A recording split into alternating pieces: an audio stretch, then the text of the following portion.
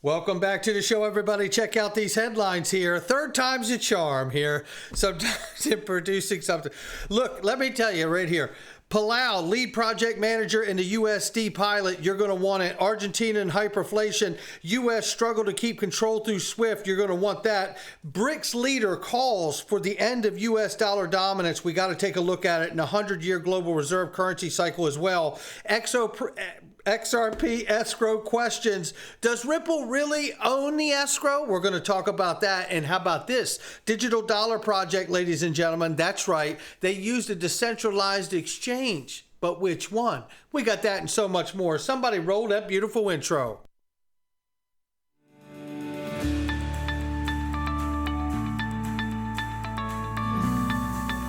Digital Perspectives with Brad Kimes. Come on in.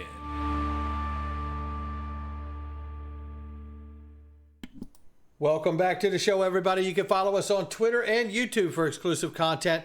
Right now, the cryptocurrency market cap is $1.21 trillion. The market is up 0.52% in the last 24.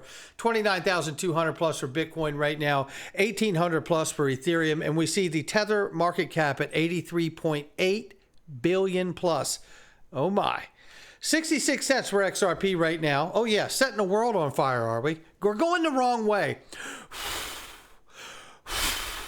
Get on up that hill. Anyway, the last 24, we're off by 0.29%, but don't worry, we're off by over 7% on the 7-day.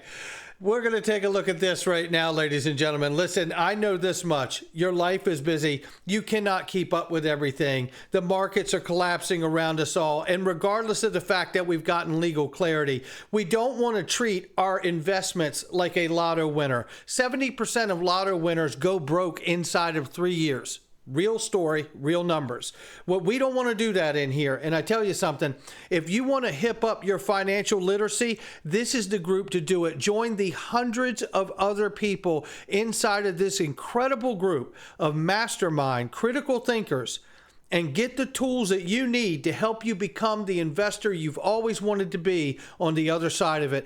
Check out the link underneath the video. There's a 3-day free trial. Click that link, check out the group. You will be glad that you made the investment in yourself. We'll see you inside. This right here is the lead project manager for Palau CBDC test pilot on the XRP ledger. And shout out to Troomers right here for having him on. Let's take a listen to what it's like to work with Ripple. But what is it like working with Ripple? Are you working more with your engineers on your side? Are you working more with Ripple? Is it equal? What's the customer support like with you guys at Ripple? What's that like? Oh, it's phenomenal. So we don't have any engineers. I have a cybersecurity background, but I'm a certified project manager. And I understand Palau and I understand the government. So I'm the lead project manager for Palau. And then there's 2 project managers from Ripple. They're Ripple. And then there's one dedicated engineer, and then there at first there were like 3 or 4 because we were all putting our heads together to figure out the solution design. And now we have 1 or 2 that are dedicated. But with now there's 5 projects ongoing and 5 more that are in the works. So their resources are pretty spread out. But they do flex. Whenever we need it, like when for pilot launch, kickoff, they'll bring in more people to help. They'll bring in there's also messaging and marketing, to help us shape the message around what we're doing. They helped us with the education campaign for the wow. volunteers and the retailers, putting that together. Shaping the frequently asked questions. They sent audiovisual folks to come and shoot film. The video that I posted on Twitter, on X. I said posted, I didn't say tweet, and then I said Twitter. Yeah, so like all that stuff. So they're really wow, that's incredible. Putting a lot of support in it, and they're just great people to work with. I mean, they're And there you have it right there. They're great people to work with. Shout out to J. Hunter Anson for sharing everything that he can with us and to learn more. And what a remarkable piece of news that is to find out how incredible they are to work with. I love it. And at this point, why not the U.S. government to borrow $1 trillion in Q3 as the deficit widens and debt servicing costs shatter 11-year high? Yeah, that's what's going on, ladies and gentlemen. Then I want to show you this, and this is not to put ice water in your veins. And there's a couple ways to take that term, but this means not to scare anyone, right? And hyperinflation is happening in Argentina right now. Take a look at this. Everyone thinks it can't happen here until it does. This is hyperinflation at its finest. This is 40,000 Argentina pesos right here. Back in 2018, this was worth $2,000 American. Now it's worth about $75 American. You see, back in 2018, this 20 peso note was equivalent to $1 American. Now you need 520 just to equal that $1. This is all because of government spending, a poor economy, and the government printing large amounts of capital. Now, see, when you hear that at the end, the government spending, printing large amounts of capital, does it sound like he's talking about Argentina or the United States of America? Then there's this. The U.S. bends and breaks the rules with its chokehold on SWIFT. This is what we got right here. Take a listen to this from Aswar The U.S. Prasad. is willing to bend or even break the rules in certain cases. One can see that the U.S. has been aggressively using sanctions on international payments. And while SWIFT is supposed to be, in principle, a nonpartisan group, the reality is that American banks are so important to SWIFT that the U.S. does maintain a bit of a chokehold over SWIFT as well. So cutting off a country... And that's polite to say, right? And the reality is that the United States has been using SWIFT as a tool to muscle the rest of the world into what they want to do, whether it's through sanctions or some other means. That is the truth of it. Now, as the U.S. struggles to keep control through SWIFT, it used to be he who had the most gold makes the rules. Now, in this fourth industrial innovation revolution race, it seems to be he who controls the payment rails rules the world. And isn't that what we're seeing? All these domestic payment rails be introduced, these new market infrastructure, plumbing being put in place, so everyone can guarantee at the very least that they can keep their house in order. This is why I've always believed that XRP, as a complement to the system, a bridge asset, can serve to help and aid this transition to this new financial paradigm that we are moving to. And boy, are we moving quicker than we think. And speaking of that, I asked this question yesterday, and I'm going to ask it a whole bunch until R3 answers.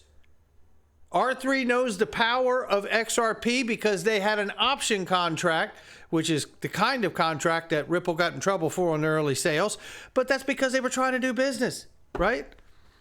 I'm asking, will R3 be using XRP now that there is legal clarity for the asset and its use case?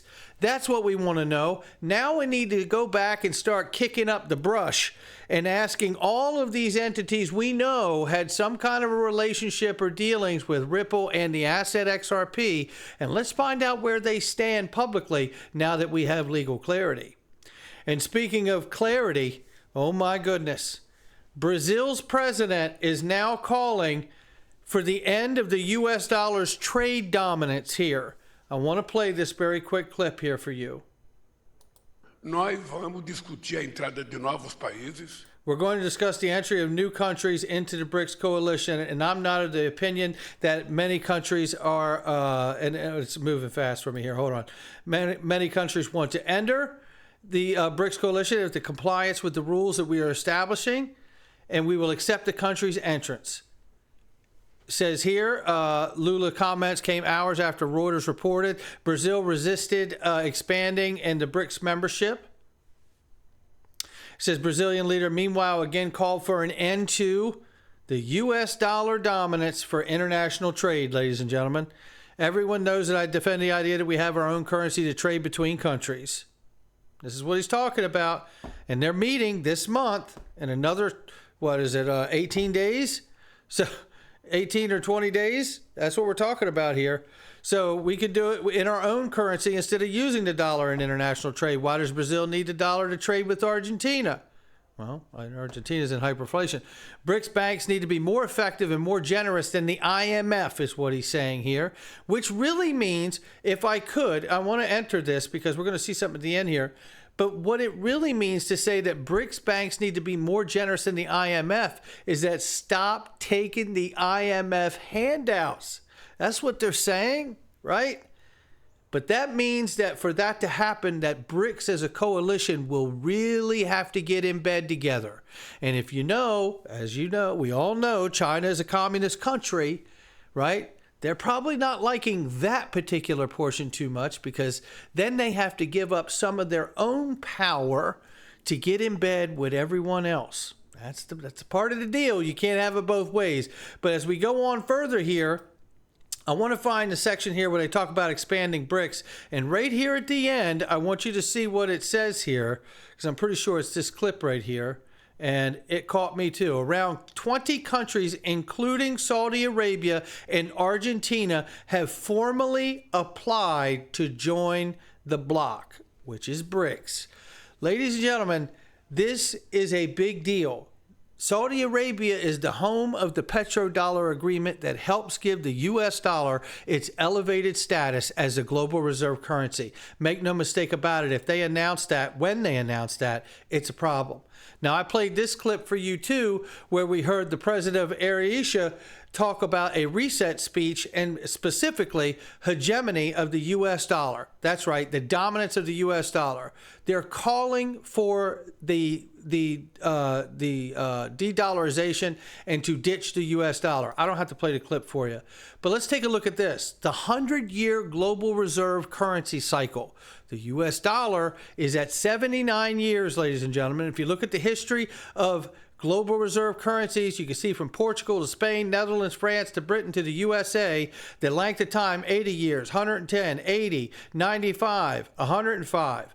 Well, if we take the 80 years, right, that's happened twice in the life cycle, we're at 79 years, ladies and gentlemen. I'm not saying it's going to happen in the 80th year. What I'm saying is that the greatest financial paradigm shift in the history of mankind is among us. It is happening right now. If you're wondering what it looks like, this is it. How long that transition takes, no one knows. But you best know we are absolutely in that transition. The United States of America would never go for Saudi Arabia simply just ditching the petrodollar agreement without there being some kind of a military conflict. So I have to believe at this point, until we learn more information, it is a back channel coordinated effort because the United States knows that they're up against a wall. This could set the stage for the most important moment in XRP's life. This digital asset truly can insulate all of the countries around the world and their sovereign money without challenging it, but complementing it. So each house, including the United States, can begin to reorganize and get their house in order. Meanwhile, let's talk about the escrow. I love the escrow. Ripple might not directly own all the XRP escrow. Instead, it is suggested that the portions of the escrow of XRP could have been pre-sold to other companies or institutions through contractual arrangements. Yeah, careful. You're liable to have a 53-minute made about you, Mr. Hubert. You know how these crypto Twitter police are. Yeah, the cancel culture. Slow down a little bit. Let's take a look at the facts. Those people are morons because the reality is there is pre-allocated option contracts. That's exactly what the ruling that did not go in the favor of Ripple was about. Right? There we have it. But have we seen the integrity of any of those crypto, Twitter, cancer culture people come out and go, hey, I just want to let you know I'm a person of integrity and I messed up back there. I got it wrong. No, we haven't seen any of that. So don't forget that about those people ever, right? So here it talks about the idea and understanding that, what if some of the escrow is actually allocated in contracts to other entities? Well, a couple things that point to that. One, we know this is not a conspiracy theory. Brad Garlinghouse confirmed it when he was on Julia Chatterley's CNN show. We know many other reasons. We know that obviously R3 had an option contract. Greg Kidd had. We could go on and on. It is not a conspiracy theory. It went down. That's how the judge ruled on the early sales because of those contracts. But the truth is, what we don't know is who they're to and for how much, right? We don't know those things. What are the conditions? But I want to remind people of this as we go through this information. Pre-allocated contracts by Ripple are not a conspiracy theory. It has been confirmed through R3 option contracts and others. There is nothing bad or wrong about having contractual relationships with institutions to make sure that they don't dump on the market. In fact, it's good stewardship of the escrow by Ripple. Remember, and I spelled remember wrong, XRP is held at $0 on the Ripple balance sheet, and I don't find it to be a mistake that it's done so. Now, let's get this. You're going to want every bit of this before we close here. Digital Dollar Project, ladies and gentlemen, announced the completion of a pilot study of remittance payments to the Philippines using a simulated retail central bank digital currency. Western Union participated, and so did BDO, Unibank, were partners in the project. Now, let's take a look at this, because what's interesting about this is if we go into this article here, we see this important little phrase. The project used a version of Digital Dollar Project's Champion model. In it, a simulated central bank digital currency to an intermediary bank, check it out, which provides access to it to Western Union for remittances to a BDO Unibank customer in the Philippines. Careful, here we go.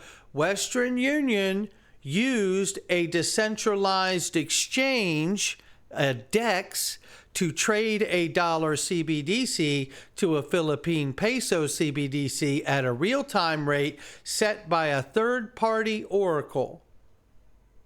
I don't know who it is. I'm not going to pretend that I do. But I do know that the XRP ledger is also a decentralized exchange. So I don't know if it's there, and I know that they don't refer to those as oracles, but nodes on a network. So we'll have to see how that develops. And how about this? Let's not forget that while Palau stablecoin is a big deal, so is that Ripple digital wallet you're looking at right there. Shout out to Mark Phillips for that little reminder. Yeah, imagine having one of those on your phone. Not financial advice from me or anyone else, but I do believe we are witnessing the greatest financial paradigm shift in the history of mankind, and I just happen to believe that Ripple and XRP are smack dab in the middle of it, by design. Not financial advice from me or anyone else, just my digital perspectives. I'll catch all of you on the next one.